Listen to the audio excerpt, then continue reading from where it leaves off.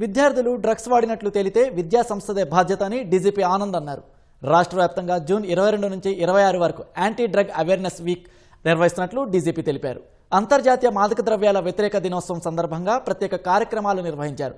బంజారా హిల్స్లోని టీజీఐసీసీలో అవగాహన వారోత్సవాన్ని డీజీపీ ప్రారంభించారు. రాష్ట్రంలో anti drugs and safety committee అనే కొత్త జీవో ద్వారా ప్రతి విద్యా సంస్థలో కమిటీలు ఏర్పాటు చేస్తున్నట్లు తెలిపారు.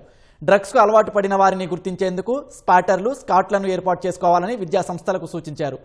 స్కౌట్లను ఏర్పాటు చేయకపోతే విద్యా సంస్థ గుర్తింపు రద్దు చేస్తారని హెచ్చరించారు. రాష్ట్ర ప్రభుత్వం ఒక కొత్త జియో తీసుకురాబోతుంది. Anti drugs and safety committees అని ప్రతి విద్యా సంస్థలో ఏర్పాటు చేసుకునే అవసరం ఉంటుంది. ఇది కంపల్సరీగా ప్రతి విద్యా సంస్థలో ఏర్పాటు చేసుకోవాలి.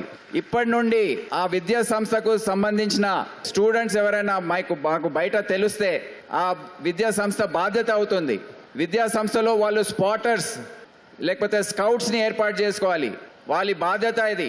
అది చేయకపోతే ఆ విద్యా సంస్థ రికగ్నిషన్ కూడా రద్దు కావడానికి అవకాశం ఉంటుంది. అదే కాకుండా పిల్లలు ఈ ఎడ్యుకేషనల్ ఇన్స్టిట్యూషన్స్లో జాయిన్ కాకముందు వాళ్ళు ఒక అండర్టేకింగ్ ఇవ్వాలి వాళ్ళ పేరెంట్స్తో సహా.